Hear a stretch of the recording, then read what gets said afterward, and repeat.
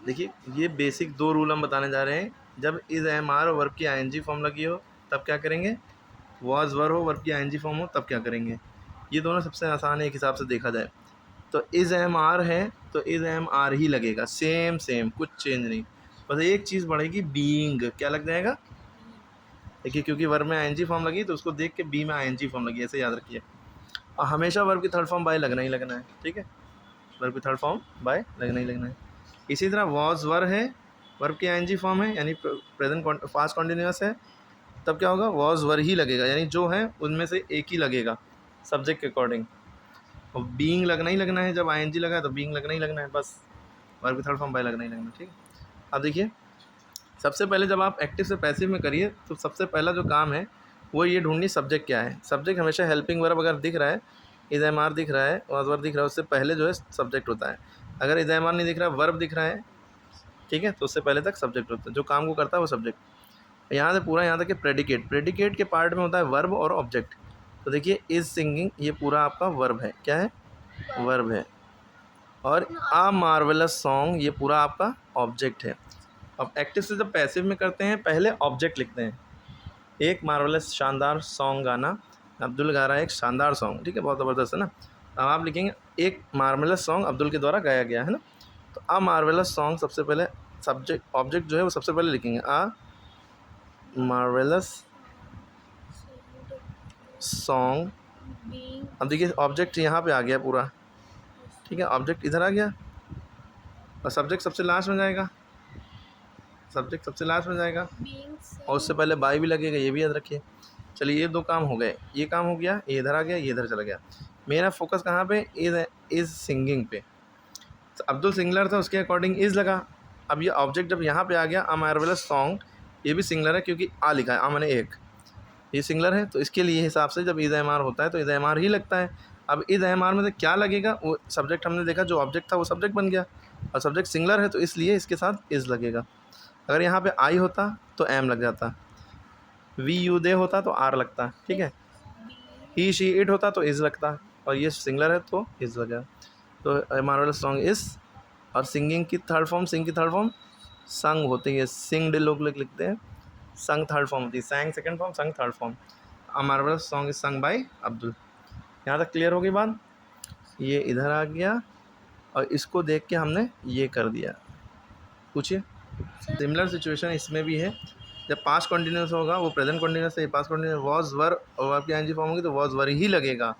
Is M R होगा तो is M R ही लगेगा, वॉज वर है तो वॉज वर में से ही एक चीज़ लगेगी, बीइंग जुड़ जाएगा। क्या जुड़ जाएगा, बीइंग। कैसे याद रखेंगे आप, आईएनजी जब लगा है उसको देख के बी में आईएनजी लग जाएगा, ठीक।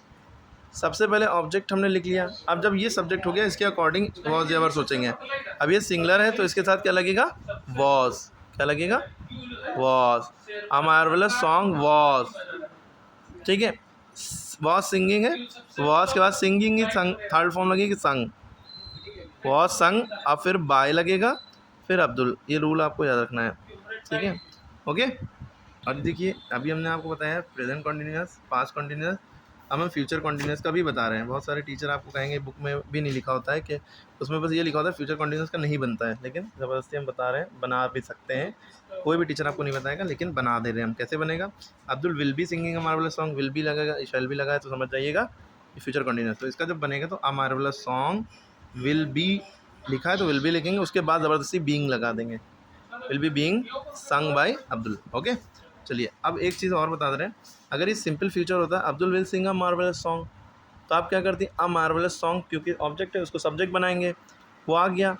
विल है तो विल बी लग जाएगा, क्या लगेगा, अगर विल है तो विल बी लग जाएगा, a marvellous song will be sung by Abdul, okay. अब जैसे ये सिंपल प्रेजेंट टेंस है, इसका क्या रूल होता है कि इसमें हमेशा वर्ब की फर्स्ट फॉर्म होगी और एस या एस होगा, वर्ब में एस लगा होगा, फिर ऑब्जेक्ट। अगर ये सिंगलर सब्जेक्ट है तो एस लगा होगा, नहीं सिंगलर सब्जेक्ट है तो एस नहीं लगा होगा। जैसे ही शी इट होगा तो एस लगा होगा, आई वी यू दे होगा तो एस यहाँ पे नहीं लगा होगा। अब हमने बताया जब भी पैसिव वॉइस बनाए तो सारे पार्ट में डिवाइड कर लें, ये सब्जेक्ट है, ये वर्ब है और ये ऑब्जेक्ट है, वर्ब की फर्स्ट फॉर्म है। सबसे पहले ऑब्जेक्ट लिखेंगे यानी हॉकी सबसे पहले लिखेंगे, सबसे लास्ट में क्या जाएगा, ही को लेकिन लास्ट में लिखेंगे हिम हो जाएगा, आई का मी हो जाता है, वी का एस हो जाता है, ये पता ना। सबसे पहले हॉकी लिखा आपने हॉकी लिखा, HOCKEY हॉकी, और जब भी वर्ब की फर्स्ट फॉर्म देखेंगे तो रूल ये होता है, वर्ब की फर्स्ट फॉर्म देखेंगे तो इज़ एम आर में से एक चीज़ लगेगी। क्या लगेगी? या तो इज़ लगेगा या एम या आर।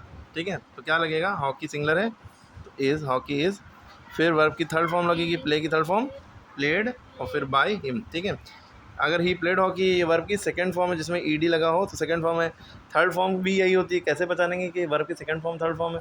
अगर उससे पहले हैज़ हैव हैड में से कुछ लगा होगा, हैज़ हैव हैड या विल हैव में से कुछ लगा होगा, तो आप समझ जाइए ये थर्ड फॉर्म है। अगर नहीं लगा है, डायरेक्ट सब्जेक्ट के बाद ये वर्ब है, समझ जाइए वर्ब की सेकंड फॉर्म है। तो सेकंड फॉर्म वाला रूल ये होता है, जब सेकंड फॉर्म होगी तो वॉज वर्ब में से एक चीज़ लगेगी, फिर बाय लगेगा।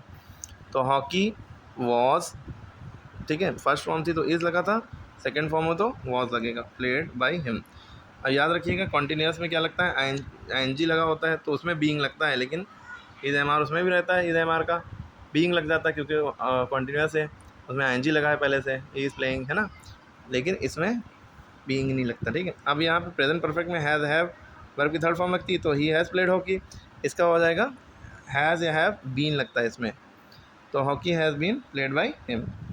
तो ही हैड प्लेड हॉकी तो hockey had been played by him. Has have had में से तीनों से भी जो होगा उसके बाद बीन लग जाएगा। ठीक है, present perfect continuous, past perfect continuous, future perfect continuous और फ्यूचर कॉन्टिन्यूअस का पैसिफाइज नहीं बनता है, लेकिन ज़बरदस्ती बनाना हो तो उसमें बीइंग लगा के बना सकते हैं। ओके, तो ये समझ में आ